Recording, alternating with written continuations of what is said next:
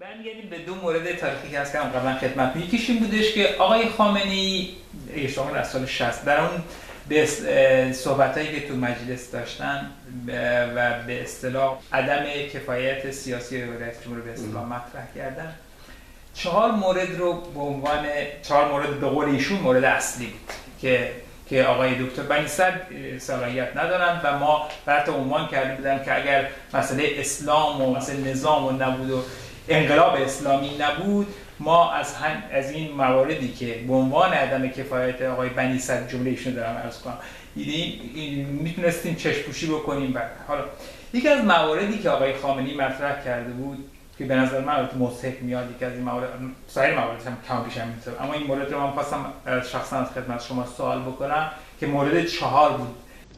4 در انقلاب ما و نیز در جمهوری ما که ثمره اون بود، ویژگی بارز و چشمگیری که میتوانست اون را از همه تجربه های مشابه ممتاز کند، حقیقت گرایی به جای سیاست گرایی بود.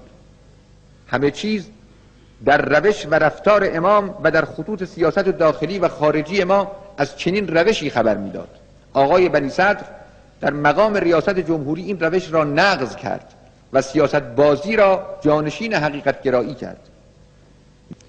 از اون جمله از موضع گیری در مقابل گروهک ها پیش از ریاست جمهوری گروهک مجاهدین را به نحوی محکوم کرد. پس از ریاست جمهوری که به سازماندهی آنان احساس نیاز می‌کرد، آنها را به خود نزدیک ساخت، کارت حمل سلاح برای آنان صادر کرد و از عناصر و سازماندهی آنان برای اداره اجتماعاتی که تشکیل آن را برای مقاصد خود لازم می‌شمرد بهره گرفت.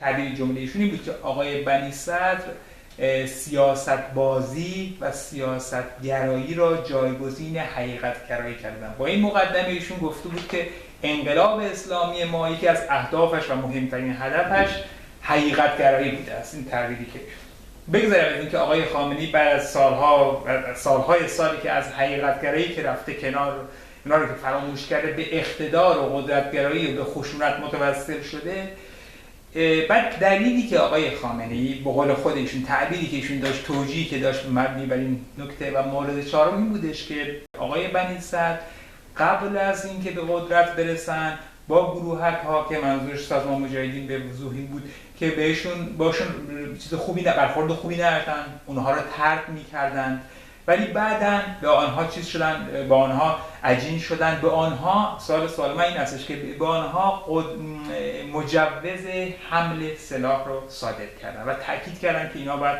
سلاح حمل بکنن، این مجاهدین.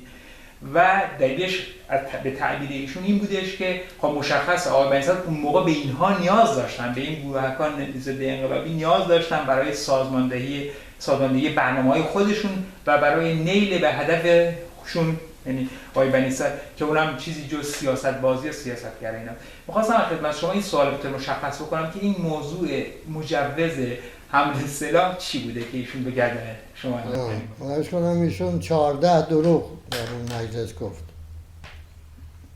یک دونه تو اون 14 تا حقیقت نبود، از جمله همینی که الان شما خوندید. من با این سازمان های سیاسی مخالف بودم، یک حرفه. اونا در اون انتخابات ریاست جمهوری غالبشون رفتن به حمایت نامزد همین حزب جمهوری اسلامی که آقای حبیبی بود. اما یه وقت شما رئیس جمهوری هستید، حالا به عنوان رئیس جمهور باید حافظ حقوق باشید. سازمان سیاسی ولو مخالف من حق دارد فعالیت سیاسی داشته باشه، آزادی احزاب و آزادی بیان، آزادی مطبوعات، نه مگر اینها جزء لازمه دموکراسی هستن. یک آدمی که بره در مجلس چون این حرفی رو بزند، این همونجا میگوید که ضد دموکراسی است، به دلیل همینی که گفته، همین الان که شما خوندید از قولم. من که 8 تا سازمان آقای خمینی به من صورت داده بود که شما اینا رو محکوم کنید. اگر این کار بکنید عزیز هستید، رئیس جمهور هستید، فرمانده کل قوا هستید. حکومت آقای رجایی را هم تغییر میدیم، هر کس شما خواستید میکنیم نخست وزیر. من بهشون جواب دادم که ریاست جمهوری برای این دفاع از حقوق است، نه برای قدرت. خب من میدونم که بله اگر این کارهایی که شما میگویید من میکردم یا الان بکنم دیگه احتیاج نداشتید شما با آقای رجایی. که خود آقای اشراقی میگفت که من رفتم پیش آقای خمینی گفتم که آقای بنی صدر میگه که این خشک سر است و من با این که حرف زدم اینم اصلا سر ندارد که خشک باشه یا تر. این آدمی که خودش هم میگه وقتی با آقای بهزاد نبوی در خاطراتش گفته در این کیهان سال چاپ شده بود که آمد گفت که به من میگم بشون نخست وزیر، هر دومون خندیدیم. خودشم باورش نبوده که آخه من کجا اون نخست وزیری کشور ایران کجا. خب من در مقام دفاع از این حق ایستادم. اون احزاب یکیشون هم بعداً با من روی موافق نشون ندادن غیر از این گروه آقای رجوی که اون میثاق امضا کرد و به اون میثاق هم وفا نکرد و در امتحان رد شد و این هم خدمتی از خدمت‌های من شد به ایران که این گروه ممکن بود در آینده براش دردسر باشه. فعلا شناخته شده، هیچ دردسری دیگه ندارد برای اون مردم. بله، چون چهره واقعیش نشون داده که اینا نه به استقلال باور دارن نه به آزادی. میتونن از اونها هم خطرناکتر بشن. آره اگر اینا ناشناخته میموندن اینا میتونستن خطرناک باشن. خب پس تا اینجا یک قسمت از این دروغ آقا، این که این آقای خمینی از من خواسته بود این 8 دسته رو محکوم کنم و من این رو خلاف حقوق انسان، خلاف حقوق ملی مردم ایران میدونستم و حتی خلاف همون قانون اساسی که من بنابر آن رئیس جمهور شده بودم که رئیس جمهور رو حافظ میداند برای آزادی های مردم. خب حالا میمونه که میگه من به اینا رو گفتم مسلح کنید. مسلح کنید گفت که دروغگو کم حافظه هم میشه. خب کی رو گفته بودن مسلح کنن؟ میگه مجاهدین خلق. بله گفتن مجوز حمل سلاح آقای بنی صدر براشون برای مجاهدین گرفتن. اینا جمله ایش. بعد عرض کنم به شما گفت که ما در 25 اسفند در خونه آقای خمینی بودیم به دعوت ایشون که این آقای هم اونجا حاضر بودن.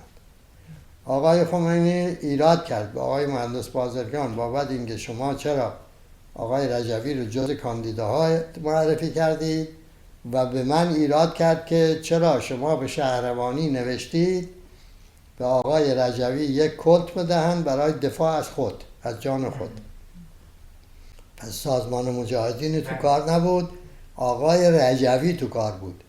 اونم به لحاظ اینکه جانش در خطر بود، دفاع از جان او هم حق مثلا وظیفه رئیس جمهوری بود.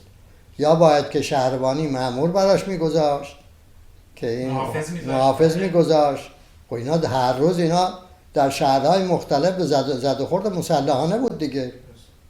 همین آقای خلخالی در قم یه نوجوان 15 ساله از گروه آقای رجوی رو بابت داشتن یک اعلامیه تو کوچه کشته بود. این همچه وضعیتی بود. و من اونجا با آقای خمینی گفتم ایشون حق حیات داره. گفت نه خیر ندارد. این مسئله است. این آقا هم نشسته بود. این آقا نشسته آقای خامنه‌ای. بله همین آقای خامنه‌ای نشسته بود. پس دروغ ایشون این نیست که بگه شنیده، حضور داشته. من هم از حق حیات آقای رجوی دفاع کردم، هم آقای خمینی گفت اینشون حق حیات ندارد. در شگفتی هاست که یک مقام دینی در مقام مرجعیت یک کسی رو محروم بداند از حق حیات. یعنی خونش هدره. شما چرا در این مقام شدید که وسیله دفاع از حق حیات در اختیار او بگذارید؟